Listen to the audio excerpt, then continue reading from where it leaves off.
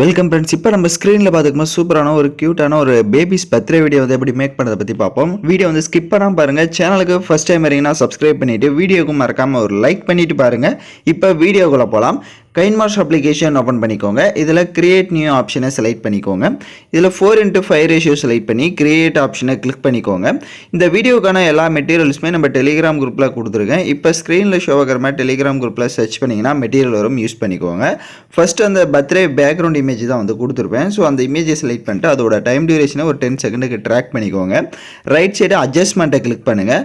அதில் last option போயிடுங்க. Last option போய்ட்டு HUEன்ற ஆப்ஷன் இருக்கும். அதை கிளிக் பண்ணிவிட்டு இதோட கலர்ஸை வந்து சேஞ்ச் பண்ணணும் அப்படின்னா இப்போ ஸ்க்ரீனில் பார்த்தீங்கன்னா தெரியும். இதில் உங்களுக்கு என்ன கலர்ஸ் வேணுமோ நீங்கள் அந்த கலர்ஸை வந்து சேஞ்ச் பண்ணிக்கோங்க.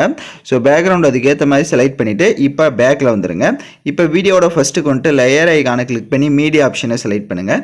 இப்போ நீங்கள் யாருக்கு பர்த்டே மேக் பண்ணீங்களோ அவங்களோட ஃபோட்டோஸ் வந்துட்டு ஃபுல் ஸ்க்ரீனில் இருக்கிற மாதிரி பேக்ரவுண்ட் எரேஸ் பண்ணிக்கணும். ஏன்னா ஃபுல் சைஸ் ஃபோட்டோவை தான் இதில் வந்துட்டு நம்ம கரெக்டாக வந்து செட் பண்ணணும். உங்களுக்கு பேக்ரவுண்ட் எரேஸ் பண்ண தெரியலனா நம்ம கைன்மாஸ்டர்லேயே எரேஸ் பண்ணிக்கலாம். அதுக்கு நீங்கள் உங்களோட பேபிஸ் ஃபோட்டோவை செலக்ட் பண்ணிக்கோங்க.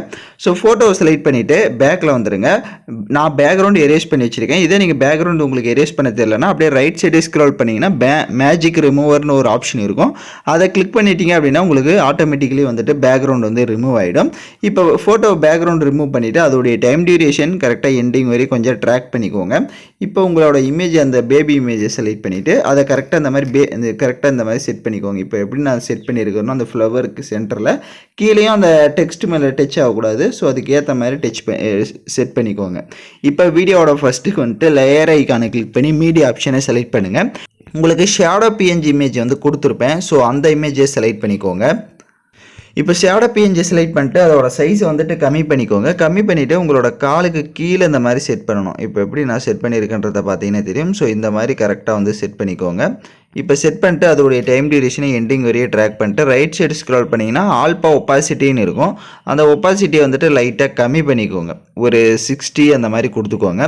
இப்போ அப்படியே பேக்கில் வந்துட்டு லெஃப்ட் சைடு 3 டாட்டை கிளிக் பண்ணி அந்த ஷேடோவை டூப்ளிகேட் எடுத்து பக்கம் இருக்க அந்த காலுக்கிட்டே இந்த மாதிரி கீழே அப்படி செட் பண்ணிடுங்க. அப்போ தான் வந்துட்டு அது வந்துட்டு அப்படியே நேச்சுரலாக இருக்கிற மாதிரி இருக்கும். ஸோ இப்போ கரெக்டாக செட் பண்ணிட்டீங்க அப்படின்னா நம்மளோட இமேஜை செலக்ட் பண்ணுங்கள். லெஃப்ட் சைடு 3 டாட்டை கிளிக் பண்ணி ஃப்ரண்ட்டுன்னு இருக்கும். ஸோ அதை ஃப்ரண்ட்டு கொடுத்துட்டிங்க அப்படின்னா உங்களுக்கு கரெக்டாக வந்துட்டு ஃப்ரண்ட்டில் வந்துடும். இப்போ லெஃப்ட் சைடு பாருங்கள் ஒரு பாக்ஸ் மாதிரி ஒரு ஆப்ஷன் இருக்கும். அதை கிளிக் பண்ணி கேப்சர் அண்ட் சேவ்ன்றத ஆப்ஷனை வந்து செலக்ட் பண்ணிக்கோங்க. லைட்டாக மூவ் பண்ணிவிட்டு மறுபடியும் அதே மாதிரி கேப்சர் அண்ட் சேவ் இன்னொரு வாட்டி சேவ் பண்ணிக்கோங்க. இப்போ நம்ம ஸ்னாப்சீட் அப்ளிகேஷனில் எடிட் பண்ணலாம். இப்போ ஸ்னாப்சீட் அப்ளிகேஷன் ஓப்பன் பண்ணி ப்ளஸ் ஆப்ஷனை கிளிக் பண்ணிவிட்டு இப்போ நம்ம கடைசி எடிட் பண்ண ஃபோட்டோவை செலக்ட் பண்ணிக்கோங்க. செலக்ட் பண்ணிட்டு கீழே டூல்ஸ் ஆப்ஷனை கிளிக் பண்ணுங்கள். ஃபஸ்ட்டு டியூன் இமேஜை கிளிக் பண்ணிவிட்டு இதில் ஒவ்வொரு செட்டிங்குமே உங்களோட ஃபோட்டோஸ்க்கு ஏற்ற மாதிரி கரெக்டாக அவங்க வந்து இன்க்ரீஸ் பண்ணி பாருங்கள். ஸோ அது உங்களுக்கே கரெக்டாக வந்து ஷோ ஆகும். ஒவ்வொரு இதையுமே இன்க்ரீஸ் பண்ணி பார்த்தீங்க அப்படின்னா எல்லாமே கரெக்டாக கொடுத்துட்டிங்கன்னா டிக் ஆப்ஷனை கொடுத்துக்கோங்க. கீழே டூல்ஸை கிளிக் பண்ணுங்கள்.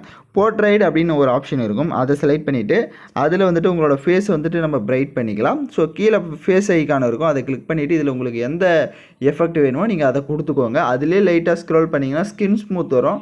அதை ஃபுல்லாக இன்க்ரீஸ் பண்ணிட்டு டிக் ஆப்ஷனை கொடுத்துக்கோங்க.